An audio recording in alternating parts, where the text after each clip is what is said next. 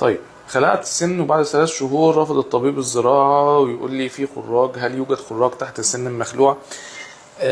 رقم واحد، ألف سلام عليك. رقم اتنين، لا أكيد مفيش خراج تحت السن المخلوع. هو اللي بيحصل إن بيبقى فيه بقايا من الخراج أو من الكيس القديم اللي كان موجود ساعة ما خلعنا واللي خلعنا بسببه أصلا.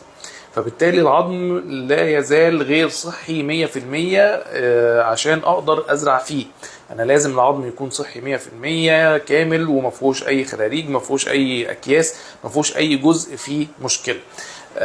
فبالتالي الدكتور قال لحضرتك إن لسه فيه مشكلة في العظم، فلسه هنصبر عليه شوية. في الغالب بنصبر عليه كمان 2-3 شهور لغاية ما الجزء ده يتآكل والعظم يملى مكانه والدنيا تستقر وتبقى تمام عشان نقدر نزرع بعد كده. فألف سلامة عليك، واصبر شوية وبإذن الله تعرف تزرع بدون أي مشاكل. أنا دكتور محمد نجيب زيادة، وده مركز ناس طب الأسنان. لو عندك برضو أي أسئلة سيبها لي في الكومنتس ونجاوب عليها بإذن الله.